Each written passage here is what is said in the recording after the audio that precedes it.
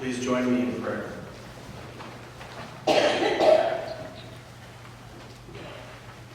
Holy Spirit, this morning as you dwell within us, we ask you to shape us, to prepare us for the unexpected, so that when our moment comes, we see it and are ready. Amen. So I have my phone out. Usually I'm preaching no-no unless my notes are on here. But we're going to try something. I need my phone to help keep track of time. We did a very little bit of listening during the prayer of confession. And now we're going to go into more of like hard mode. We are going to listen quietly for 1 minute. Doesn't sound like it's very hard. For some of us, it will be. For others, perhaps not. So all you have to do, this is easy. All you have to do is listen for 1 minute, starting now.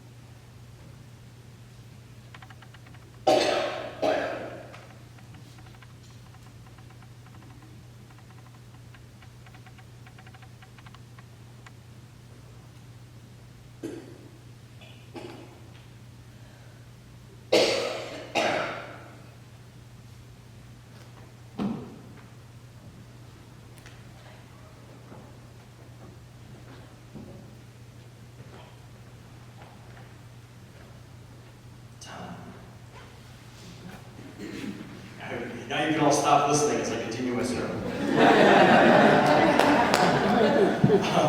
So, what did you hear? Nothing. Okay. Nothing? Peace within thy walls. Cars, peace within thy walls. It's eloquent. I didn't do that. What else did you hear? Lots of coffee. Lots of coughing. Yep, I was holding my own back. What else did you hear? Her feet were shuffling. What, feet shuffling, what else? Breathing. Breathing, yep. What else did you hear? A car, yeah, some traffic. So, did anyone hear anything internally? No. Like during the, oh no, you were clear and clean and just, did anyone hear like an internal thought? Preparations for Advent. Preparations for Advent. You start listening in your head a little bit? Yeah. I was reading ahead in my sermon notes, actually. So, did anyone hear anything inside yourselves? Yeah?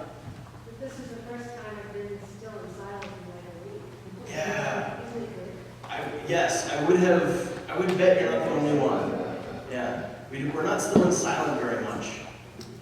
So some of us may have heard some things inside ourselves. If we had gone for 5 minutes or 10 minutes, I guarantee we would start spinning up in our heads. And isn't that odd? When we sit and listen, and try it at home for a longer period of time, if you'd like to experiment with this, I think you'll get similar results. When we sit and listen, it's quiet. We hear things around us, right? That's not a big deal. Nothing scary or overwhelming happened. But internally, things start spinning up. They start winding up. And we're going to start having thoughts. We're going to start having imagery. We're going to talk to ourselves. We might get anxious. We might start looking at the clock, looking at other things we need to be doing, and so on. It's like our interior life, the things that we carry around with us, can even drown out the exterior. Like we can be so caught up in what's going on inside, listening to ourselves, that we miss what's going on around us. I hope I'm not the only person who has experienced that. And it's just an odd thing. I wonder if we're unique in that. I wonder if other creatures have that experience. Like if dolphins ever bump into a coral reef because they were just, running through their own internal monologue. I don't know. I've unique to humans that we get caught up in ourselves in that way. It's hard to listen. It's hard. Even for a minute, it might have been hard for some of us to pay attention. Again, for 5 or 10 minutes, most of us would have spun off into other things in our minds by then. It's hard to listen. And there are a lot of reasons for that, a lot of potential things that make it difficult to listen. Not only just to sit and listen to whatever's around us, but to sit and listen to another person. To sit and try to listen to God. These are difficult things, and no one teaches us these things in a rigorous way, the way they would teach us to read, or tie our shoe, or do math. Remember the animals from the story. All except for the rabbit, they all had trouble listening. Think about why. Like, they came into the situation and they already had an agenda. Each of those animals already knew what it was that Taylor needed. They knew what to do in a situation like this. It's like they were just waiting for the opportunity to come into the situation and be super helpful by knowing exactly what Taylor needed. And so they'd present what Taylor needed, they would have their agenda, their presumption, and when Taylor didn't want that, they were at a loss. Like, fine, I guess you don't want help, fine. And they'd walk off. You couldn't see from the back, but in the book, all of the animals had like this passive-aggressive eye roll look on their faces as they walked away. Which, maybe you've seen that look, maybe you've delivered that look. But it was difficult for them to listen because they were caught up in themselves. They came into it already knowing what was supposed to happen. There can be other reasons it's difficult to listen to people sometimes. We just had Thanksgiving. And that means that for many of us, we got to be around people that were not around normally. Like, did anyone get to see like special people for Thanksgiving that they don't normally see? I hope many of us did. So for those of us who got to see people we don't see all that often, in many cases, I imagine it was wonderful. In some cases, though, for some of us, I'm willing to bet that when something like Thanksgiving comes around, we end up in a room with somebody who's hard to listen to. Who may even find us hard to listen to as well. I won't ask you to raise hands or anything. You might be sitting next to the person who's hard to listen to. I don't know. I don't want to call you out. But for many of us, and for many friends that I know, Thanksgiving has that difficulty. That we end up being around people that normally we don't see, maybe by choice. Because they're perhaps hard to listen to. Even if you didn't have that experience and you had a wonderful Thanksgiving, which is great, you probably have had the experience of being around someone who is just difficult to listen to. It's just hard to hear what they're saying. And there could be a lot of reasons for that, right? They could be saying something really frustrating. Like maybe they're saying something for the 10th time, or something you feel like you've dealt with. Maybe they're misbehaving, they're just not behaving well. Maybe they had too much Thanksgiving wine or too little, who knows? Maybe you're distracted inwardly, it's hard to focus on what they're saying. Maybe it isn't super exciting and you're sort of in your own head thinking about what else you're going to do later, how good dessert's going to taste. You might be in the grip of some strong emotion that makes it hard to listen. You ever get that feeling where you have any strong emotion, it gives you a little bit of tunnel vision, and it just becomes a little harder to notice what's around you sometimes. Or maybe you're just incredibly excited about what they're talking about, and you keep kind of jumping over and getting to the thing you want to say, but and then this other thing, and then this. Maybe you're already sure what the person needs and what they need to hear.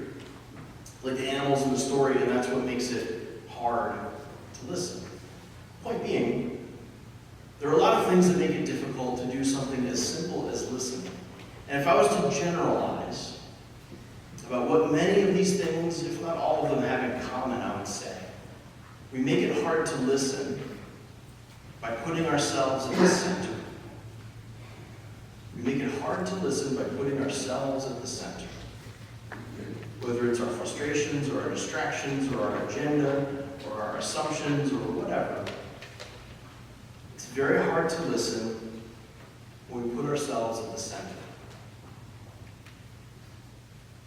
You have to almost be empty to listen well, especially for a long time. Like you have to be awake and aware and paying attention, but there's just like a feeling of being emptied out apart from that.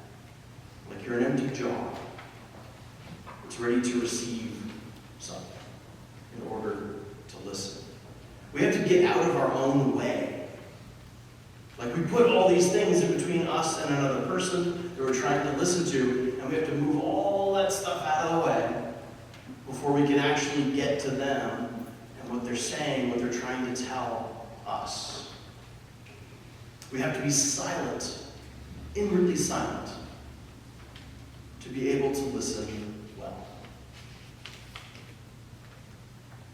So thinking about the story that I read, what do we know about the rabbit's agenda?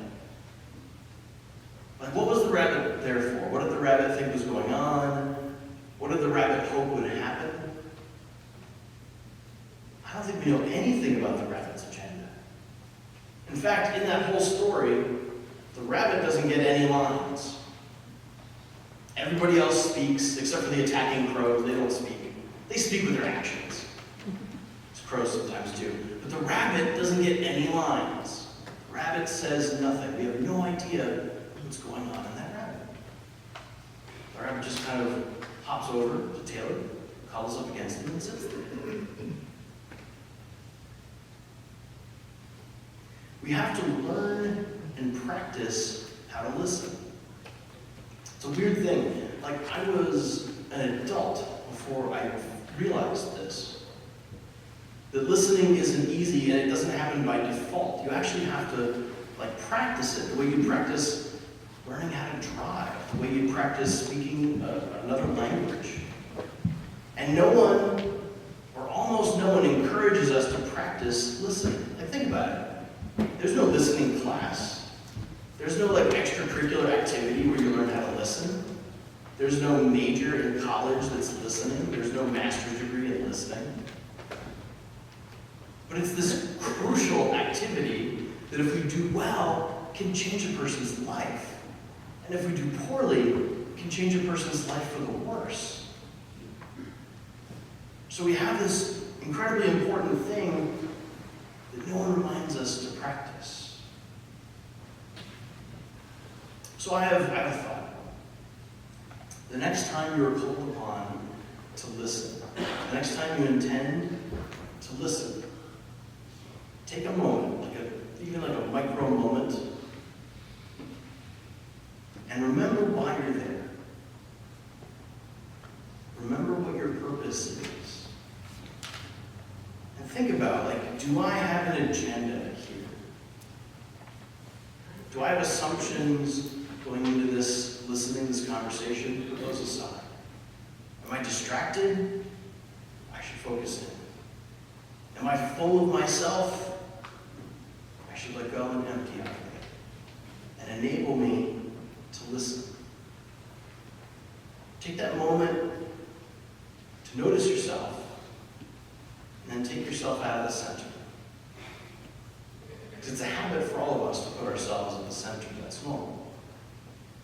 But as I said, that's the common denominator that makes it difficult to listen well.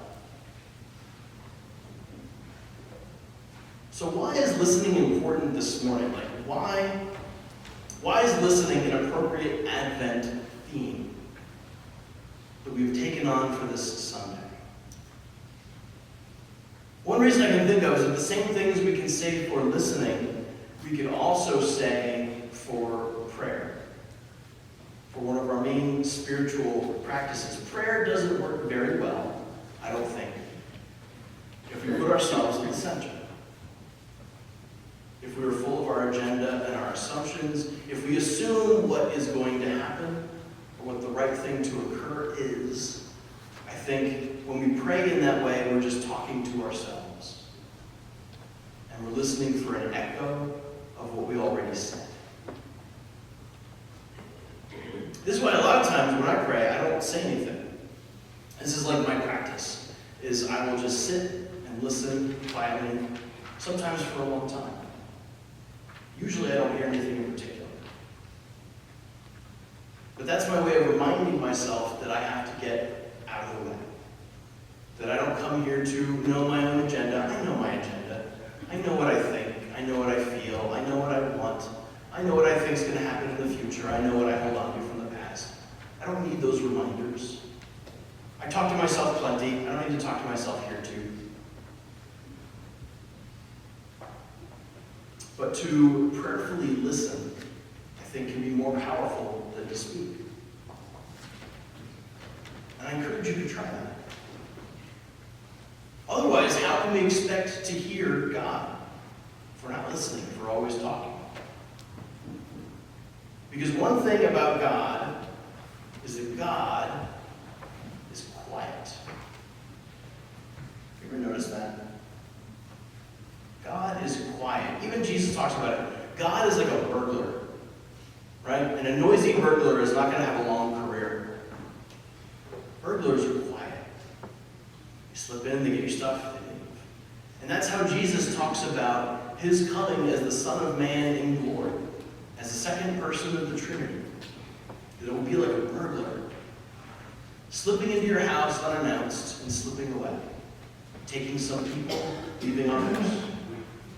God is a still, small voice, Elijah learns. Doesn't speak out of a tempest, or a firestorm, or an earthquake. God is quiet. You have to listen. God is also a surprise. God is a surprise. Whatever you might expect, however smart and wise and learned and spiritual you are, God will surprise you.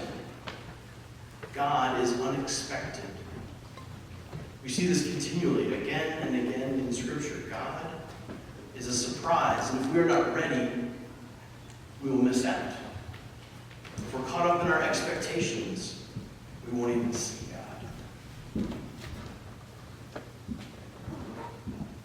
Advent returns each year in our liturgical calendar, and we go through Advent for the weeks leading up to Christmas each year. Advent is also a thing that happens, but it doesn't happen for free. If you go through Advent on autopilot, you're not going to experience it. Others might be taken up, but you'll be left out. Advent is a time of preparation, and that preparation has to be active. Like if you're preparing for a trip, but you don't actually pack, when you go on the trip, you'll be very frustrated and disappointed. Advent can be the same way. If you go through this time of preparation, and you haven't actually prepared, then when Christmas comes, you might be very disappointed. Advent is that time of preparation. We prepare for the arrival of Christ. This arrival will be quiet, and it will be a surprise. We prepare for the arrival of Christ in the story that we're going to tell and retell and reinterpret year after year. We prepare for the arrival of Christ in our lives, which during the season, I don't know about you, mine is a bit frenetic. I'm caught up in more things than usual. I'm a little bit extra busy, a little bit extra anxious, spending more money than I probably will in January or February. We're preparing for the arrival of Christ in the world around us, a world that needs that arrival very much. And so during Advent, I challenge you to listen. To empty yourselves, to quiet yourselves inwardly, and to listen for the arrival of Christ in the story, in our lives,